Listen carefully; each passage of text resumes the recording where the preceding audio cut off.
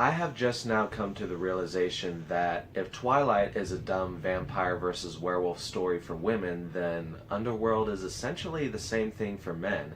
So to all of the Twilight fans out there who I've mocked and made fun of over the years, I'll admit it right now. I'm a hypocrite.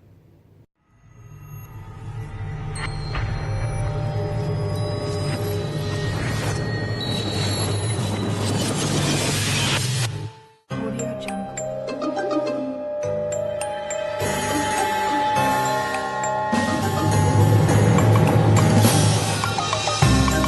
Audio Jungle.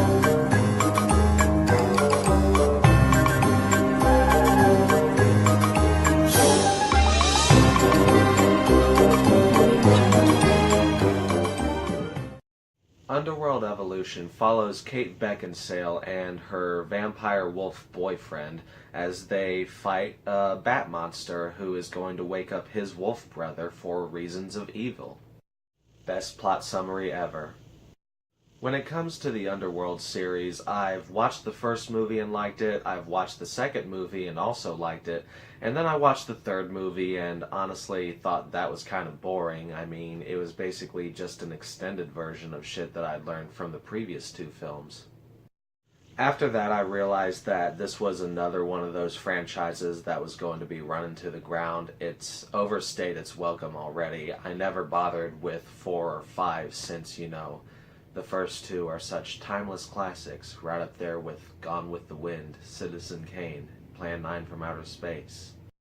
When it comes to some genuine compliments that I can give this movie, it is a very pretty film to look at, although I hope you like the color blue because the Blue Man Group performing a blues rendition of Blue Dabba Dee inside of a giant sapphire would not look as blue as this movie.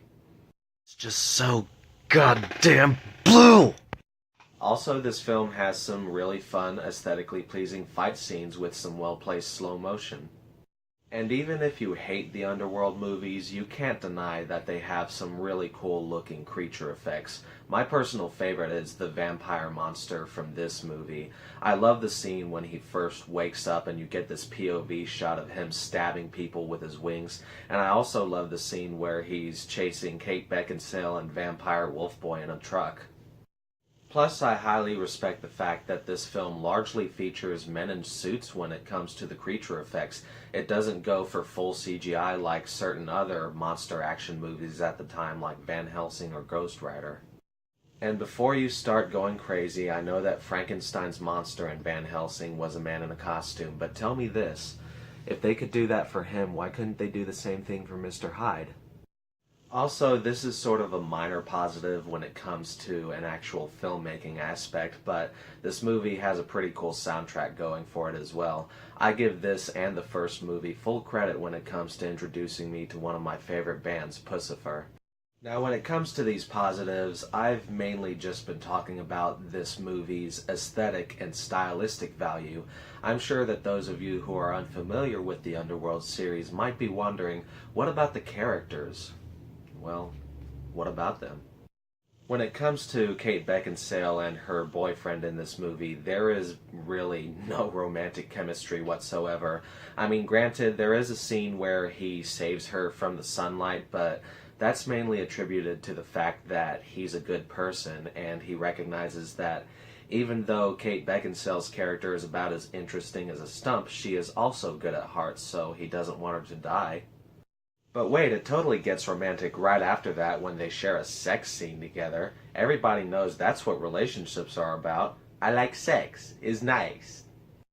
I wish that Bill Nighy could have been in this movie more than he was. I mean, don't get me wrong, I do like him as an actor. I think he's talented, but in this, he overacts like there's no tomorrow. For the short time that he's on screen, he's constantly talking like this to sound angry and frustrated. Thankfully, the vampire bat monster turns out to be a worthy replacement. As soon as he wakes up, this is how he talks to sound intimidating. As for the actual plot of the movie, there's a whole thing about Kate Beckinsale's character searching for the answers to how the vampires and lichens started fighting each other. For some reason, they call them lichens instead of werewolves because it sounds cooler, but really that storyline is largely secondary to the action and the visuals. This film is unquestionably style over substance, and somehow I still love it. Overall, Underworld Evolution is yet another guilty pleasure of mine. I like it more than the first film for featuring better action sequences and more creature effects, but really when it comes to the storyline and the characters, it completely falls flat. I'd say if you're just looking for a cheesy action movie and you're a die-hard fan of practical monster effects, this film does come recommended. However, if you like the Underworld movies, as I largely hinted at the beginning of the video, you really can't judge fans of Twilight because Underworld is not much better. And that's all I've got to say about this movie. I hope you all have a good one.